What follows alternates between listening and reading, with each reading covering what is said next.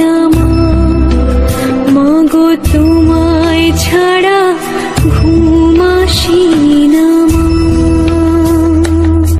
ওই চাঁদের টিপে মন ভোলে না মা, দোলনা দোলে মন দোলে না মা। রাতের চোখে ঘুম যে নামে, চাঁদের পাশে মেঘ যে থামে। রাতের চোখে ঘুম যে নামে, চাঁদের পাশে মেঘ যে থামে। আমার পাশে নেই তো তুমি মা, তোমায় ছাড়া ঘুম আসে। মা, আজ তো বলছো না যা ঘুমিয়ে থাক, কত কাজ করে আসিস, যে কয়টা দিন থাকিস রেস্ট নে। মা বলছো না তো কষ্ট হচ্ছে কিনা? তোমার ছোট্ট ছোট্ট ছেলেমেয়েরা কত বড় হয়ে গেছে, দায়িত্ব নিতে শিখে গেছে। তোমার মতো কেউ বলে না তোরা পারবি না, ওঠ ওখান থেকে, আমার কাছে দে।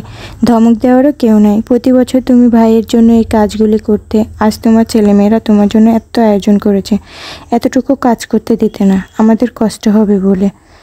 আজ তোমার কষ্ট হচ্ছে না মা? তোমার ছেলে মেয়েরা আজ দেখছো কত দায়িত্ববান হয়ে গিয়েছে। দেখতে দেখতে আম্মুর 2 বছর হয়ে গিয়েছে আজ তার বাৎসরিক। আমি গত রাতে 9টার দিকে এসেছি।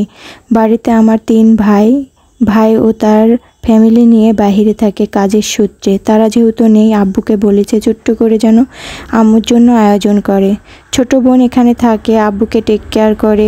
একা ছোট বাচ্চা নিয়ে সব কিছু সামলাতে পারবে না, এজন্য আমি এলাম। তোমাদের ভাইয়াও আমার সঙ্গে এসেছে, ওকে নাস্তা করে খাইয়ে দাইয়ে রেখে রান্না বসিয়ে দিয়েছে আম্মুর এই ছোট্ট অনুষ্ঠানের জন্য।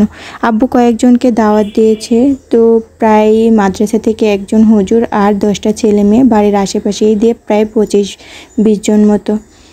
তো বড় একটা হাঁড়িতে বাইরে রান্না করতে চড়িয়ে দিয়েছে। এটা আমার আম্মুর রান্নাঘর ছিল, তো যেহেতু এখনও রান্না হয় না, সবাই গ্যাসের চুলাতেই রান্না করে, তো অনেক দিন ধরে অকেজো হয়ে পড়ে আছে।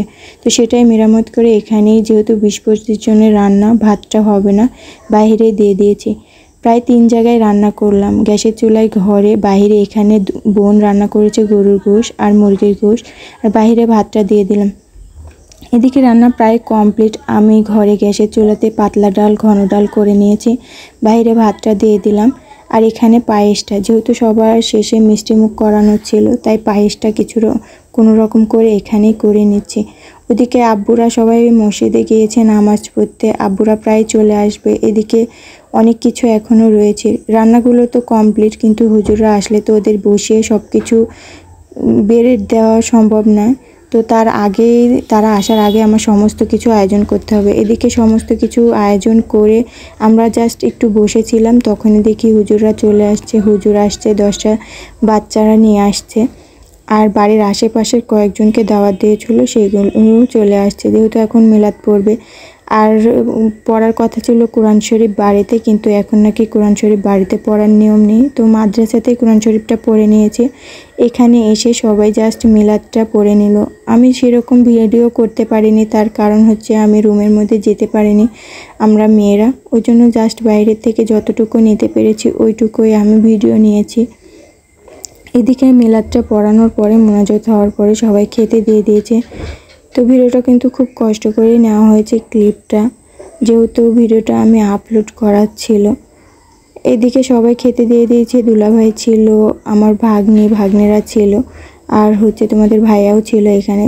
আব্বু সঙ্গে করে নিয়ে সবাইকে খেতে দিয়ে দিল। যেহেতু ছোট্ট একটা ঘরে ছোট্ট করে একটা আয়োজন, তো সবাই টেনশনে ছিল কিভাবে কি করব, আমরা মেয়েরা তো যেতে পারবো না। ভাগ্যিস আমি সবাইকে নিয়ে আসছিলাম, সবাইকে আসতে বলা হয়েছিল। তো সবাই মিলে কোনো রকম খাওয়া দাওয়া কমপ্লিট করে নিল। এদিকে খাওয়া দাওয়া কমপ্লিট, আব্বু হুজুরকে কিছু হাদিয়া দেওয়া ছিল, তাও দিয়ে দিল।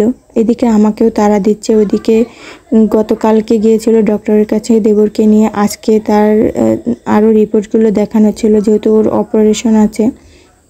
তো আমাকে ওদিকে তাড়াহুড়ো করতে দিয়েছিল, যে তাড়াতাড়ি যেন আমি বেরিয়ে পড়ি। এত ছোট্ট আয়োজনে সকাল থেকে তাড়াহুড়ো করে এত আয়োজন করার পরেও এত তাড়াতাড়ি করে রেডি হয়ে আবার চলে যেতে হবে শ্বশুর বাড়ি। তো তো এদিকে আমি রেডি কোনো রকম খাওয়া দাওয়া কমপ্লিট করে বেরিয়ে পড়েছি, যেহেতু হাতে সময় ছিল না। 4টার মধ্যে সেই ডক্টরের কাছে যেতে হবে। তো যদি 4টার মধ্যে দেখানো না হয় তাহলে দূরে গিয়ে আবার দেখাতে হবে, যেহেতু আগামী কালকেই হচ্ছে আবার ওকে অপারেশন করতে হবে। জাস্ট ডক্টর দেখানোর পরে কিছু রিপোর্ট করতে দিয়েছিল, সেই রিপোর্টগুলো নিয়ে তাকে দেখিয়ে আমরা ডেট নেব যে কবে অপারেশন করা যায়। তো ডক্টর বলেছে আগামীকালই করে দিবে, এই জন্য খুব তাড়াতাড়িতে ছিলাম। এদিকে গাড়ির জন্য ওয়েট করছিলাম। ছোটো বোনের শ্বশুরমশাই বেরিয়ে আসছে, সবাই একসঙ্গে আমরা যাব, যেহেতু একই রাস্তায় বাড়ি। তো উনি আগে নেমে পড়বে, তারপরে আমি যাব। তো উনি হাত বাড়িয়ে গাড়িটা ওয়েট করছিল। আমরা ছিলাম যে গাড়ি রাস্তাতে চলতি গাড়িতে উঠবো, কিন্তু এক জায়গায় গাড়ি দাঁড়িয়েছিল, উনি তাড়াতাড়ি করে ডেকে নিলেন। এদিকে সবাই উঠে পড়েছি গাড়িতে। ওদিকে ছোটো বোনের শ্বশুরমশাইকে নেমে পড়েছে, আর আমরাও তাড়াতাড়ি করে চলে আসলাম। ওদিকে নেমে চলে গিয়েছে হচ্ছে আমার হাজব্যান্ড দেওরকে নিয়ে রাস্তা থেকে। আমি বাকিটা পথ চলে আসলাম বাড়িতে। তো আম্মুর জন্য সবাই দোয়া রাখবেন। আর নেক্সট ভিডিও আসছে যে দেবরকে নিয়ে ডক্টরের কাছে যাচ্ছি কিনা, কোথায় কোন ডক্টরের কাছে, হসপিটালে। তো সমস্ত ভিডিওটা ডে বাই ডে আসবে। তো ভিডিওটা অবশ্যই স্কিপ না করে সম্পূর্ণ ভিডিওটি দেখার অনুরোধ রইল। তো বাড়িতে চলে আসলাম। বাই, খোদা হাফেজ।